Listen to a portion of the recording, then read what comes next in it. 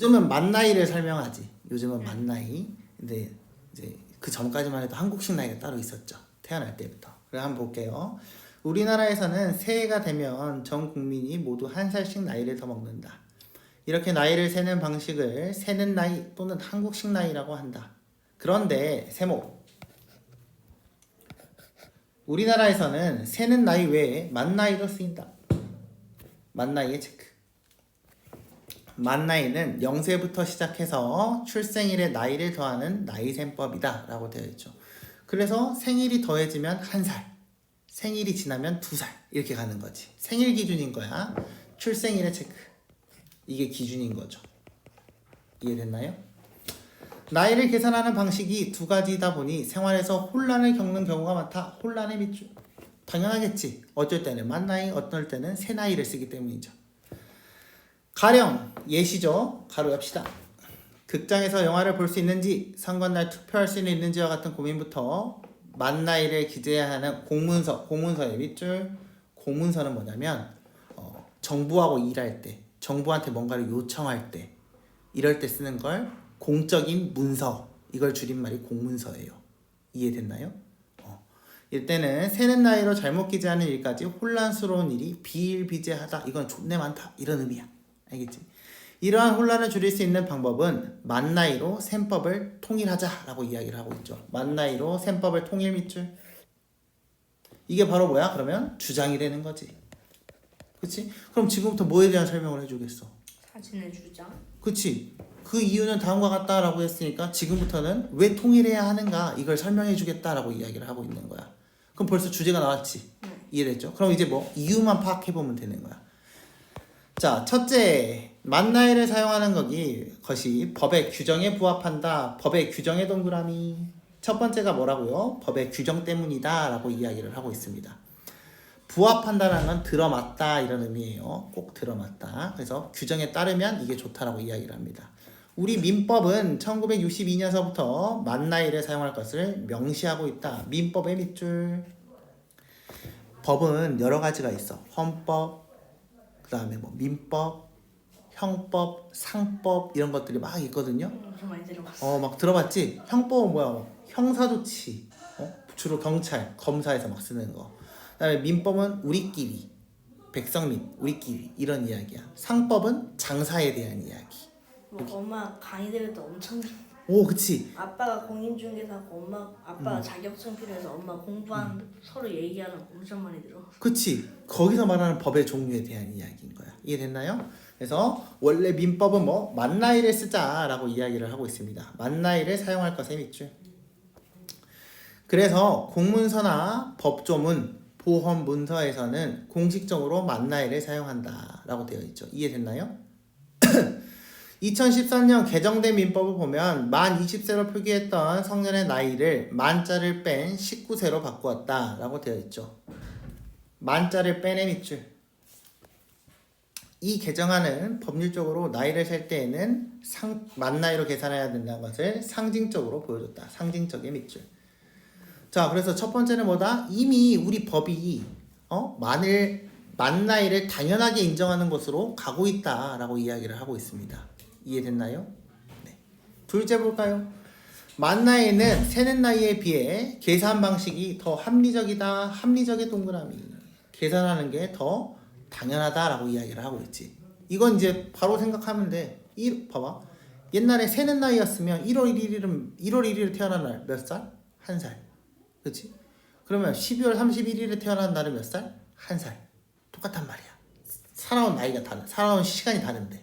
그러면 뭐가 안 맞지? 뭔가 세는 나이라면 12월 31일에 태어나면 이틀 살았는데 이 2살 되고. 그치. 이틀 살았는데 2살 되지. 뭔가 이상하지.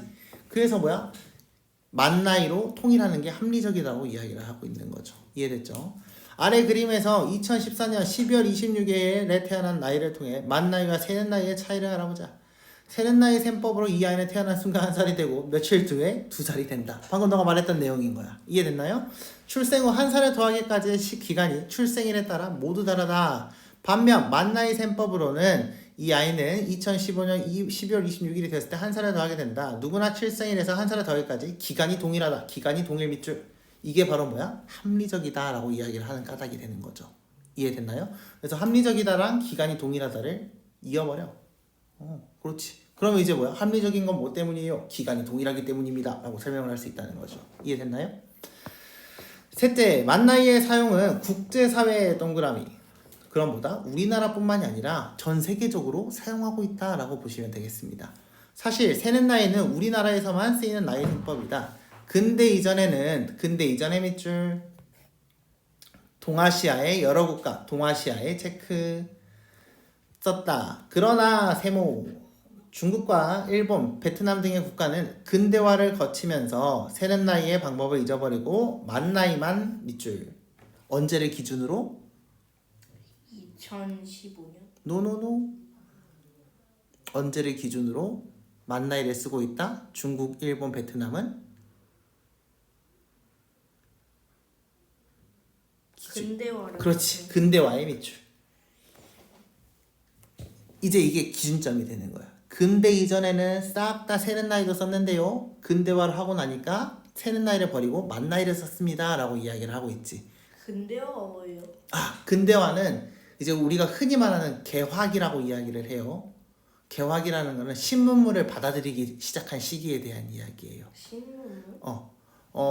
옛날에는 막 이런 거지. 옛날에는 막 집에서 막 이렇게 만들었지. 그리고 막 어때요? 막 나무 쓰고 막 이랬죠. 네. 근데 막 증기기관차가 발명되고 서구에서 이렇게 다 들어왔지. 네. 그러니까 옛날 조선의 것을 버리게 되고 뭔가 현대식으로 넘어오게 되는 걸 근대화라고 이야기를 해.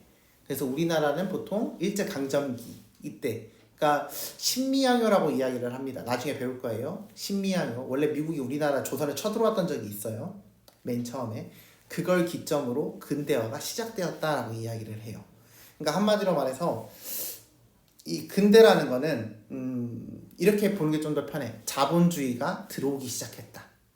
자본주의가 뭐예요? 자본주의가 계급이 나눠져 있지 않아. 다만 돈으로 사유재산을 인정하게 되는 거지. 조선시대는 사유재산을 인정하지 않았어. 그러니까 계급제였던 거지. 사유재산? 사유재산은 내가 가지고 있는, 그러니까 민호가 돈 가지고 있을 수 있지. 나도 돈 가지고 있을 수 있지. 지금은 이렇단 말이야. 근데 옛날에는 어때? 계급이니까 너는 돈 많이 못 벌어. 양반은 돈 많이 벌 수 있어. 너는 딱 이 정도까지만 할 수 있으면 돼. 딱 이거야. 그러니까 자본주의 사회는 무한 경쟁을 통해서 스스로가 계속 발전을 해갈 수 있거든. 돈을 벌면서.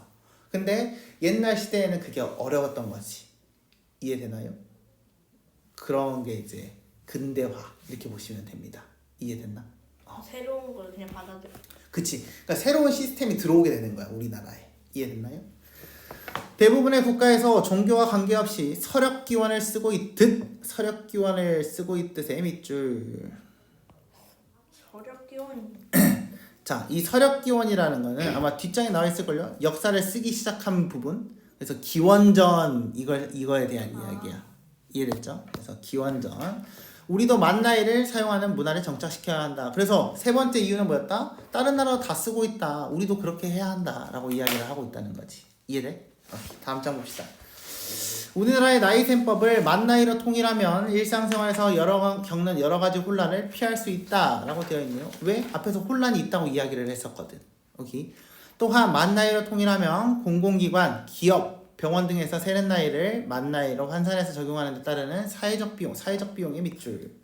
이 사회적 비용이 이제 뭔지 좀 또 궁금하죠. 비용이라고 했으니까 또 거기에 드는 돈에 대한 이야기겠지. 그치? 그럼 사회적 비용이라는 건 이런 거야. 우리가 사회가 전체적으로 써야 되는 돈에 대한 이야기거든. 세금 같은. 그래. 그럼 비슷한 느낌이야. 근데 한번 생각을 해보자. 우리가 만 나이로 통일을 했어. 그러면 세는 나이를 어차피 안 세니까 이거를 다시 바꿔야 할 필요가 없어? 없어. 근데 이 바꾸는 행위 자체는 뭐야? 돈이 들겠지. 네. 이걸 사회적 비용이라고 이야기를 하는 거야. 이해돼? 왜냐면 이거를 통일시켜야 되니까, 서로 알아먹어야 되니까 어떤 하나로 합칠 거 아니야? 이걸 합치는데 작용하는 돈이 또 든다는 거지. 그러니까 그 사회적 비용을 줄일 수 있다라고 이야기를 하는 거야. 그러니까 세는 나이를 쓰는데 만 나이를 여기선 쓰고 여기선 세는 나이를 썼어. 그러면 서로 말이 안 맞겠지. 그러니까 이거를 통일하려고 뭔가 하나로 이렇게 딱 이걸로 합시다라고 이야기하고 싶겠지. 그러면 이거를 이제 세는 나이를 만 나이로 바꿔야 되니까 어떻겠어? 존내 막 열심히 뭔가 누가 일을 해야겠지. 그럼 이 사람도 월급 줘야지. 네. 이게 사회적 비용인 거지. 이해됐나요? 그러니까 전 사회가 감당해야 할 비용에 대한 이야기인 거야. 이해돼? 그래서 사회적 비용을 줄일 수 있다. 사회 간섭과 사회 인식을 개선해야 하므로 다소 시간이 걸릴 수 있겠지만 만 나이로 통일해야 하는 이유는 충분해 보인다라고 되어 있습니다. 이해됐나요? 그래서 첫 번째 이유는 뭐였다? 앞에 한번 볼까요? 앞장. 첫 번째 이유 뭐였어요? 동그라미 친구 보시면 되죠? 뭐? 법의 규정에 이미 그리고 두 번째는 합리적의 핵심 단어는 뭐였다? 기간이 동일한 거였다. 그렇지. 그 다음에 세 번째는 뭐였다? 국제사회. 다른 나라 다 써요. 이해됐죠? 네, 이렇게 해서